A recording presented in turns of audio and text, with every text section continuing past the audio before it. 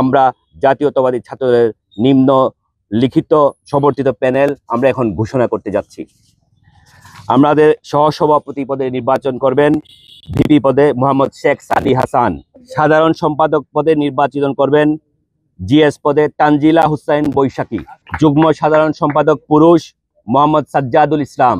জাতীয়তাবাদী ছাত্রদল সাধারণ শিক্ষার্থীদের আশা আকাঙ্ক্ষাকে ধারণ করে রাজনীতি করছি। আমরা বাংলাদেশ জাতীয়তাবাদী ছাত্রদলের জাহাঙ্গীরনগর বিশ্ববিদ্যালয় শাখা, জাহাঙ্গীরনগর বিশ্ববিদ্যালয় জাহাঙ্গীরনগর বিশ্ববিদ্যালয়ের সাধারণ শিক্ষার্থীরা আমরা নিশ্চয়ই আজকে যে প্যানেল আমরা ঘোষণা করেছি তারা নিশ্চয়ই এই প্যানেলকে জয়ী করার জন্য তাদের পাশে থাকবে এবং আমাদের যারা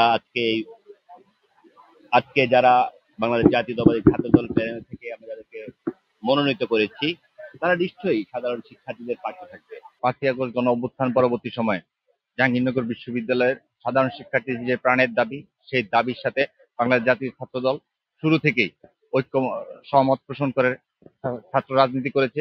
তারই পরিপ্রেক্ষিতে ছাত্রদের বহুল প্রত্যাশিত যে আগামী 11 সেপ্টেম্বর জাকসু নির্বাচন হবে, সেই নির্বাচনকে সামনে রেখে আমরা ইতিমধ্যে বাংলাদেশ জাতীয় ছাত্রদল সমর্থিত যে জাকসু প্যানেল সেটি ঘোষণা করেছি।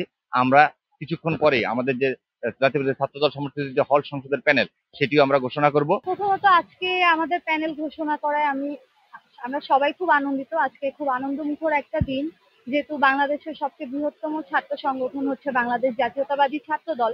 স্বাভাবিকভাবেই সবার কিছু এক্সপেকটেশন চলে আসছে, কিছু দায়িত্ববোধ চলে আসে ছাত্র দলের উপর।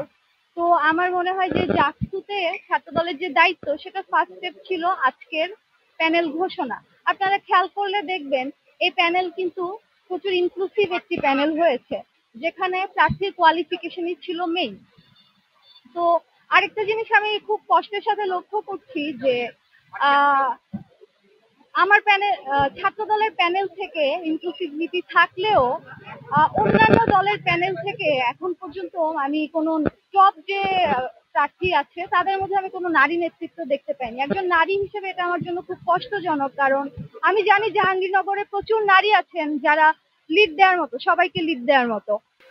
আপনি দেখে থাকবেন দীর্ঘ 17 বছরের স্বৈরাচারী শাসনের পর আমরা একটি গণতান্ত্রিক নির্বাচনের মাধ্যমে নির্বাচন করতে যাচ্ছি এবং আপনি 33 বছর পর জাকসু, আমাদের সকলের কাঙ্ক্ষিত জাকসু নির্বাচন অনুষ্ঠিত হতে যাচ্ছে। সেখানে আরো একটি উদ্বেগের যে বিষয়টি আছে, আপনি দেখে থাকবেন কেন্দ্রীয় সংসদের দিকে যদি আমরা লক্ষ্য করি, সেখানে নারী প্রার্থীদের সংখ্যা খুবই কম, যেটি আমাদের সকলের জন্য খুবই উদ্বেগজনক।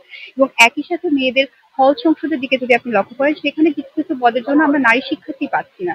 তো কেন, যেখানে জাহাঙ্গীরনগর বিশ্ববিদ্যালয়ের নারী শিক্ষার্থীরা প্রতিটি আন্দোলন সংগ্রামে প্রথম কাতারে থেকে তারা অংশগ্রহণ করেছে, সেখানে জাকসুর মতো একটি এত বড় একটি প্যানেলে সেখানে আমরা নারী শিক্ষার্থী খুঁজে পাচ্ছি না, তাহলে কেন এই প্রতিবন্ধকতা গুলো সৃষ্টি হচ্ছে? আপনারা দেখে থাকবেন যখনই কোনো নারী আন্দোলনে যাচ্ছে, বাট যখন তারা কোনো একটি প্রতিনিধিত্ব করতে যাচ্ছে, তখনই বিভিন্ন বাধার সম্মুখীন হতেছে, বিভিন্ন প্রতিবন্ধকতাগুলো তাদের সামনে চলে আসছে, যার ফলে তারা এই পদগুলোতে এবং নেতৃত্বের জায়গায় আসছে তারা ভয় পাচ্ছে।